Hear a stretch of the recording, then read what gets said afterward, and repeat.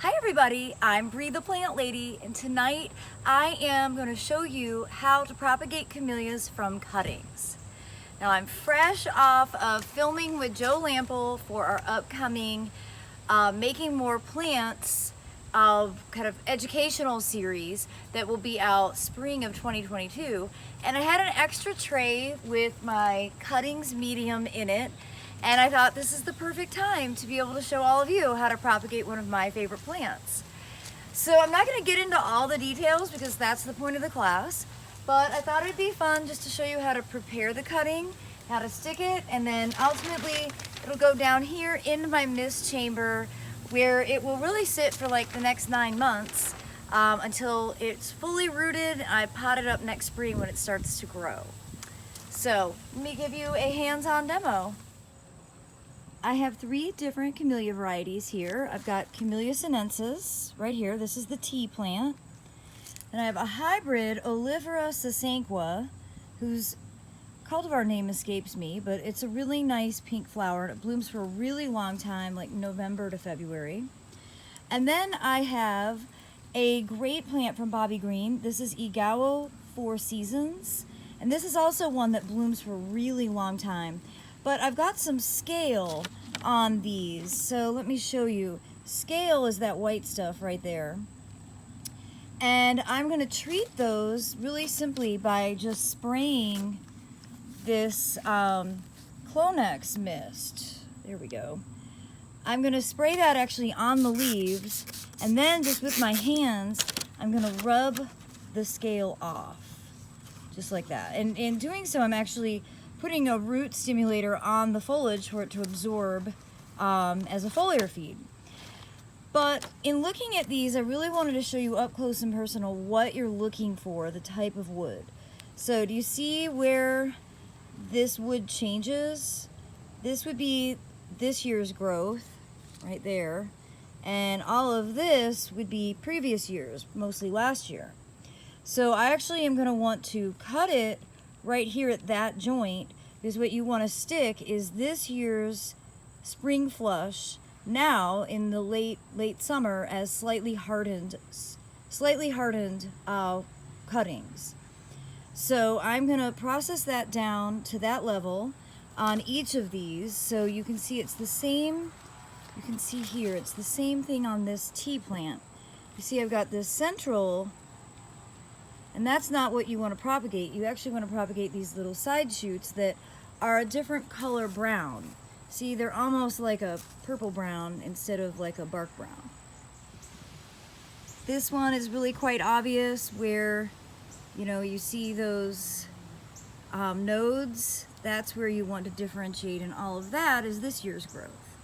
So this has some really nice cuttings on it. So now that we've identified the kind of wood that you want, you're just going to kind of work your way up each branch, cutting the pieces off. That'll be discarded to compost. And then you're going to take these pieces in. You want at least 2 nodes to be underground in the soil. And so this really is looking like a perfect piece of tea to be able to stick into the media. Now, the rooting hormone that I'm going to use is also Clonex, and this is just a rooting gel.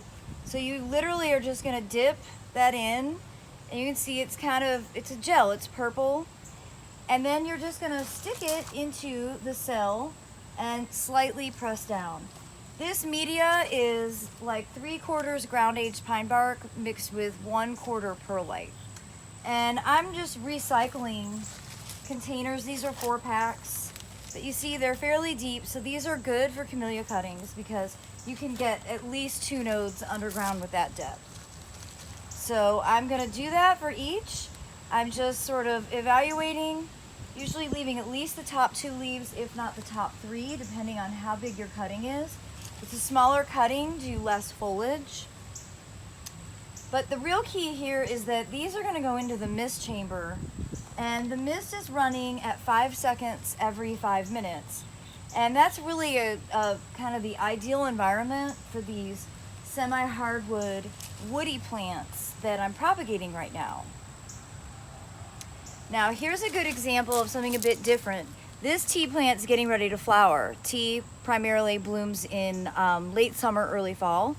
So you don't want the energy of the cutting to go into flowering, so you're just gonna take those flower buds off. And this is a nice thick cutting.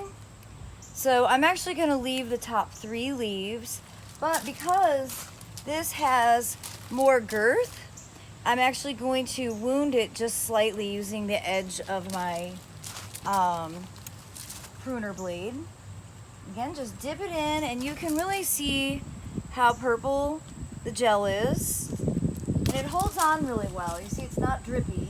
And then you just press it in. Rooting cuttings is, I think, like one of the funnest parts of horticulture. But you know, if you don't have a mist house, it's not the easiest thing. And so that's actually why Joe wanted to do this class, because he wanted to, with like good camera work, he wanted to show people how you can build this setup and how you can propagate like significant amounts of plants. I don't grow a huge number of things, but you know, it is fun to have some plants to be able to give to people. And now that we have this new property coming down the line, I'm extra motivated because, you know, I want to be able to have interesting plants to put over there and not have the cost of buying them all. So none of these plants will be wasted, that's for sure. Now here on this hybrid, you'll see it has a much bigger flower bud. And you want to remove the flower buds on all of these, because remember, you want the energy going into rooting, not flowering. And again, I'm just going to kind of score that just very lightly because this one has a pretty thick circumference. Now, one thing I have to do is get some labels because I will absolutely forget what each of these are like by tomorrow.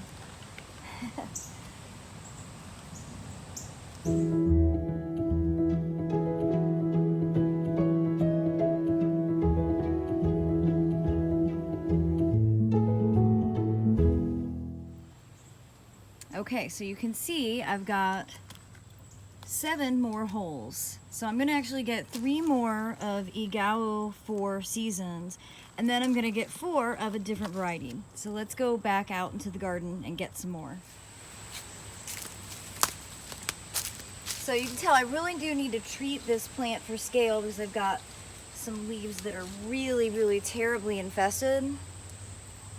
That's super bad, Bree, really. But I can't really treat with scale with oil until the temperatures get significantly cooler. So yeah, I have to do some research to figure out what the best idea to spray with. I'm not going to use a neonic for sure. It's not worth it to kill every other good bug. But it's not good to let your camellias get out of hand like this. I should have treated these last spring. So on the plant itself, I'm looking for, I just need 3 more cuttings of this. So I'm just looking for, you know, that dark brown flush of new growth. And I see 2 really good pieces right here.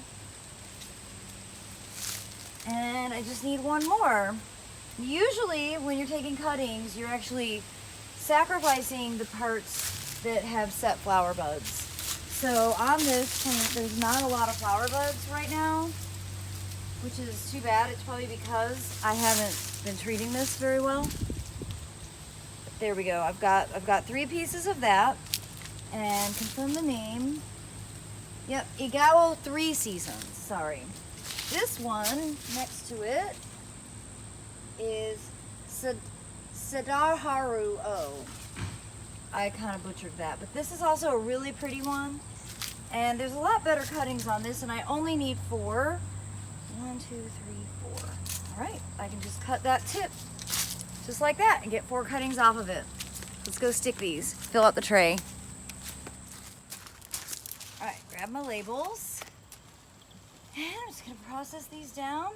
The big one was Sadara Ho. I am not saying that correct.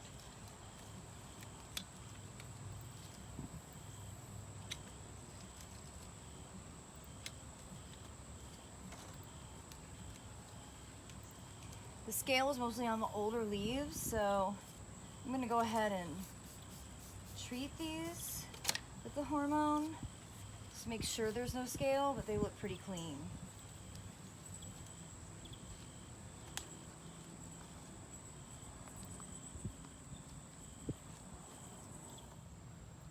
Okay, I've placed that tray right here in the middle under the mist. You see I have 2 other trays, so I have 3 trays total. This one has gardenias, camellias, and willows, and then all camellias, and then camellias, random tibicina and viburnum, and a couple of hydrangeas. And I've just potted up all the hydrangeas that I had rooted from earlier this season. And I just have the plastic back down to be able to keep the humidity up in that mist chamber. Remember, this mist runs for 5 seconds every 5 minutes, dawn to dusk. It's a very complicated timer. If you're really interested in that, I'll encourage you to register for the class that Joe and I are putting together, which will be available next spring. And if you're wondering what's up here, this is all seed. So I'm able to propagate 2 different ways in this greenhouse. Underneath asexually from rooting cuttings, and on top sexual propagation, all grown from seed. And tonight I'm going to get 2 more trays of seeds started for the fall season. So I look forward to sharing updates with you on all of these different means of propagating, but especially on those camellias that I just stuck for you. If you found this video to be helpful, please give me a thumbs up. Be sure to hit that bell notification so you'll know when I post more videos. And thanks so much for watching, everybody.